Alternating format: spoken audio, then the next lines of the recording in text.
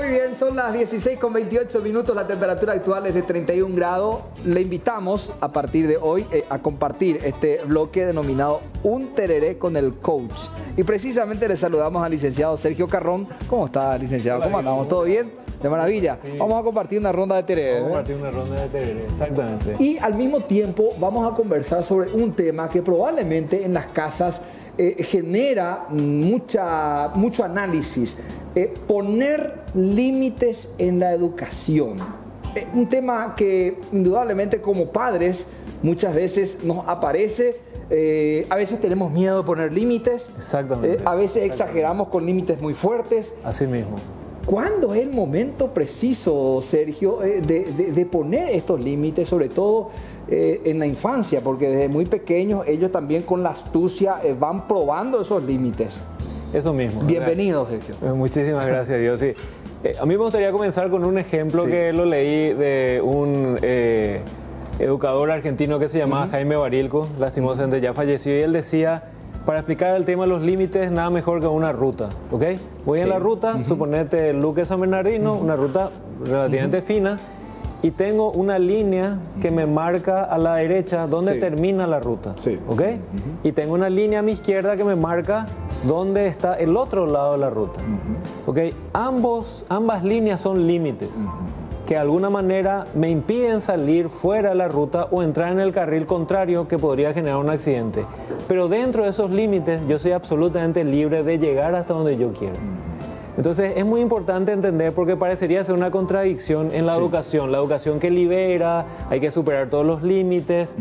En el coaching hablamos mucho de creencias limitantes, y yo quiero explicar que no me estoy refiriendo, cuando hablo de poner límites a la educación, no me estoy refiriendo a construir creencias limitantes. A lo que me estoy refiriendo es qué límites están faltando para que ayudemos a nuestros hijos, niños, jóvenes y a la sociedad en general a, como en esa carretera, en esa ruta, llegar a un buen destino a través de ciertos límites que nos encaucen. Claro, ¿Okay? claro, sobre todo porque hoy día también hay una invasión de tecnología que rebasa los propios límites nuestros, en el sentido de encontrar la capacidad de decirle hasta aquí nomás. Sobre todo cuando son pequeños. Yo tengo también inconvenientes en ese aspecto, porque los más pequeños cuando toman el celular ya no lo quieren soltar. ¿Y en qué momento decirle hasta ahí nomás? Porque en realidad el uso de varias horas del teléfono celular o de la tablet o de la computadora para los chicos termina siendo dañino, cuando en realidad uno ya exagera la cantidad de horas. Excelente lo que trae. Y ahí quiero sacar dos cosas. Una anécdota que la atribuyen a Mahatma Gandhi. Dicen que una mujer va con su hijo y le dice, Gandhi, necesito que mi hijo deje de comer azúcar. Entonces le dice Gandhi, bueno, vuelve dentro de 4 meses. Entonces va la señora, bueno, me voy 4 meses. Y me dice Gandhi, voy. Va 4 meses y al volver se sientan de nuevo junto a Gandhi. Gandhi le dice, hijo mío, no coma azúcar. Y le dice a la mamá, espera un ratito, me fui 4 meses para que le digas eso. Hace 4 meses le podría haber dicho. Entonces Gandhi le dice, lo que pasa es que hace 4 meses yo también comía azúcar. Entonces la pregunta es, ¿por qué yo no le puedo limitar a mi hijo? Porque quizás yo no me esté limitando, por ejemplo, en el uso del celular. Entonces ahí hay mucho trabajo también de coherencia, eso por un lado. Pero también por otro lado es importante entender que los límites llegan en cada momento. O sea, hay momentos para que los límites sean más firmes, ¿verdad? Y hay momentos en los cuales los límites de por ahí deben ser un poco más consensuados. Eso es muy importante diferenciar, ¿verdad? Yo como padre soy el responsable de poner esos límites, ¿verdad? Y cuando más chico mi hijo, los límites tienen que ser, me gustaría utilizar la palabra más firmes, porque hay un nivel de conciencia que se va adquiriendo. Eso ya lo había hablado el martes pasado con Marcelo. O sea, hay un nivel de conciencia que se va adquiriendo. Mientras ese nivel de conciencia no esté adquirido, la persona no va a poder entender por qué tiene que asumir o no ese límite, ¿verdad? O sea, no lo va a entender racionalmente todavía. Entonces hay que ir construyendo. ¿Cómo se construye? Poniendo límites, o sea, diciendo esto sí, esto no. Además, hay mucho miedo, y trajiste muy bien el tema de miedo, el miedo a poner los límites. Y Jaime Barilco también escribe un libro que se llama El miedo a los hijos. Entonces, de repente, vivo en un contexto en el cual, si yo le pongo muchos límites a mi hijo se va a traumar, ¿verdad? Ahora, la pregunta que yo me hago y que les hago a todos los padres es, si yo le doy extremada libertad a mi hijo, también eso no le generará algún daño. Hacerse la idea de que solamente importa lo que yo quiero y no lo que le pasa a los demás. Entonces ahí entramos en algo que se llama convivencia. A veces utilizamos la palabra y no le buscamos bien el sentido. Convivir significa vivir con. Sí. Si yo estuviese solo en el mundo, la libertad es ilimitada. Ahora, si yo vivo contigo, tenemos que adecuarnos. Por lo tanto, hay cosas que vos me vas a pedir que yo no haga, o yo te voy a pedir que no haga, y a partir de ahí estamos estableciendo límites. ¿Son buenos o malos? Sobre todo nos ayudan a convivir. Eso es lo más importante que tenemos que trabajar con nuestros hijos. Y lo más fundamental es que los límites no necesariamente se tienen que relacionar con que le molesta a papá o que papá me va a castigar, sino con la consecuencia que genera. Eso que decías del celular. ¿Por qué mi hijo no puede estar tanto tiempo usando el celular? Ah, porque yo no quiero, o porque le va a generar un daño a la vista. Hace poco escuchaba lo que decía un oculista. El tema de usar tanto tiempo celular hace que mi vista lejana no se desarrolle bien. Yo estoy fomentando una miopía. Esa es la consecuencia, no es solamente un capricho mío como padre. Claro, y también otra cuestión que me parece importante, Sergio, tiene que ver con... Te paso para que también disfrutes del tereré. Me sigo yo mientras vos hablas. Sergio, no, sobre todo el tema de los juegos. Hoy día los chicos muy pequeños, 6, 7 años, como acceden al celular, ellos acceden a juegos gratuitos porque se bajan, son aplicaciones muy sencillas de bajar y ellos dominan. Juegos muy violentos. Ok, bien. Entonces, yo creo que pasa el límite del daño visual, sino también mental, ¿no? Porque ellos van consumiendo esa violencia. Por ejemplo, es muy normal hoy día tener un juego electrónico en el celular o en otra herramienta donde después de una pelea prácticamente uno de los contendores le saca el corazón al otro, por ejemplo. Ok, sí. Está hablando de Mortal Kombat. Claro. Sí, ya en nuestra época. De nuestra época, ¿verdad? ¿Cómo hacer para que eso no le dañe y el día de mañana ellos no aflore en ellos esa conducta agresiva o violenta? Ok. Bueno, y ahí aparece algo que parecería ser muy contradictorio, libertad y límites. O sea, cómo yo le educo a mi hijo en libertad, pero a la vez le pongo límites. Y lo primero que yo tengo que hacer como padre, como familia, es decir, nosotros qué consideramos adecuado y qué no, y a partir de ahí establecemos un límite, ¿ok?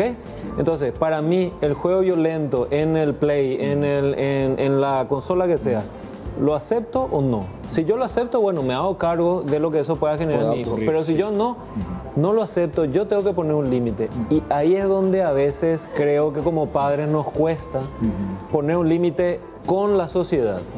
O sea, la sociedad en muchos casos relativiza muchas cosas, en muchos casos se ponen cosas de moda y yo quiero estar a la moda también. Quiero que mi hijo esté a la moda también. No quiero que mi hijo sienta, entre comillas, se sienta fuera del grupo porque no tiene lo mismo, sin cuestionarme si está trasvasando un límite que yo en realidad no estoy dispuesto a aceptar. Eso es lo primero. Lo otro, quitarle la parte violenta al juego, que sea un juego inocente, claro, no sé, juego de carrera, Tetris, ¿verdad? Tetris, tranquilo. Tu hijo está 4 o 5 horas sentado frente al televisor, entonces hay una extra limitación de tiempo frente a un tipo de estímulo en detrimento de otros. Entonces también ahí, como padres, nosotros podemos decir, sea el juego que sea, bueno, ¿cuántos minutos, cuántas horas vas a estar jugando? ¿Cuántas horas vas a usar tu celular? Así como en nuestra época nos decían cuántas horas vamos a usar el teléfono, ¿te acuerdas? O sea, y lo mismo, entrenamiento. ¿Cuántas horas teníamos que ver la tele? Claro, y fíjate cómo hay muchísimas cosas en nuestra vida que están limitadas. ¿Cuántas horas de sueño deberíamos tener? Más o menos, ¿cuántas horas... recién hablaba el ministro de Educación, cuántas horas debemos estar en aula y cuántas horas debemos estar en recreo. O sea, hay procesos que están limitados. Entonces, el gran desafío como familia es establecer también los límites y no tener miedo, porque lo que dijiste me pareció interesante. Los chicos desde niños van a probar los límites. Van a probar las consecuencias. Yo cuando soy niño y dejo caer algo, estoy probando qué pasa con eso. Por un lado estoy experimentando el mundo, pero por otro lado también estoy probando qué pasa si yo infrinjo algo, qué pasa si yo lloro, qué pasa si yo me niego, qué pasa si cuando el chico adquiere, por ejemplo, la palabra no, tiene un gran poder porque vos le decís, bueno, venía acá y te dicen no. Entonces él está probando cuánto nosotros somos capaces de aceptar los límites que él pone o cuánto somos capaces de ayudarle a que él adquiera límites que tienen que ver con una convivencia. Entonces, lo principal que yo creo que los padres tenemos que entender es que los límites no son restricciones de la libertad según cómo se planteen, sino le ayudan a nuestros hijos a entender la consecuencia de sus actos en una sociedad en la cual todos tenemos que vivir. Te cuento otro ejemplo. La persona que estaciona en doble fila está más atenta a si alguien le va a multar que el daño que le ocasiona a los demás automovilistas, que es en realidad el por qué no se puede estacionar en doble fila. Claro. Porque genera una consecuencia en el tránsito. Totalmente. Entonces, no está adquirida la consecuencia, está adquirido el castigo. Entonces es muy importante empezar a educar a nuestros hijos, a nuestras familias, en entender las consecuencias de sus actos y no solamente la evitación del castigo. Y hay una frase muy fuerte que decía Jaime Barilco. Ese clamor de libertad que es haz lo que quieras, es la fórmula perfecta para quedarse solo. Si yo no hago lo que quiero en relación a otras personas y aprendiendo a convivir.